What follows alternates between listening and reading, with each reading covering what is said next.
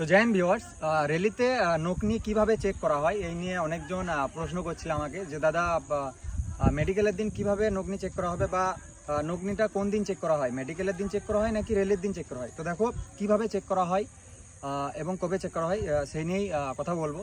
তো রেলির দিন তোমাদের নকনি চেক বা অন্যান্য মেডিকেল সম্বন্ধিত কোনো কিছুই হয় না, শুধু তোমাদের চিন আপ, বিম, জিগজ্যাগ ব্যালেন্স, যেগুলো হাইট মাপা, ওজন মাপা, শুধু এগুলোই হয়। তারপরে মেডিকেলের দিন তোমার এই নকনি চেকটা হয়। নকনি চেকটা কীভাবে করা হয়, সকলকে একসঙ্গে দাঁড় করানো হবে, 10 থেকে 20 জন বান্দাকে একসঙ্গে লাইন দিয়ে দাঁড় করানো হলো। তো সেই মুহূর্তে তোমাকে হাত সামনে রাখা করাবে, হাত চেক করাবে। তো একটা সময় তোমাকে সাবধান হওয়া করাবে এইভাবে।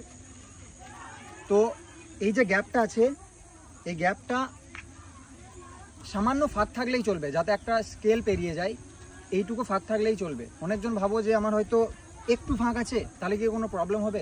এরকম কোনো প্রবলেম নেই, ঘাবড়ানোর কোনো প্রয়োজন নেই।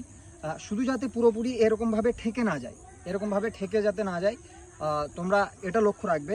আরেকটা বিষয়, সেটা হচ্ছে তোমরা যদি চেষ্টা করো যে কায়দা করে দাঁড়াবো, তাহলে একটু কায়দা করে, অনেকজনের নকনি আছে, আমি নিজের গ্রাউন্ডে দেখেছি অনেক ছেলের নকনি ছিল, কিন্তু তারা একটু কায়দা করে সেটাকে গ্যাপ করে রেখে দিত। ঠিক আছে, তুমি একটু কায়দা করে যদি থাকো, ওরাও সেটা বুঝতে পারবে।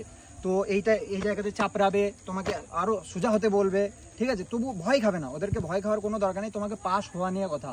তো তুমি চেষ্টা করবে, যদি তোমার লেগে যাচ্ছে একটু কায়দা করে বের করে রাখার চেষ্টা করবে, দেখবে বেরিয়ে যায়, অনেকজনের বেরিয়ে যায়, অনেকজনের বেরোয় না। তো এরকমভাবেই মাপা হয়, নর্মালি চেক করা হয় এরকমভাবে মেডিকেলের দিন। আর নকনি কিভাবে ঠিক করবে এই নিয়ে আমি তোমাদেরকে ডিটেলস পরবর্তীকালে আলোচনা করব। তো আরও যে বিষয়গুলো তোমাদের জানা আছে তোমরা কমেন্ট করো।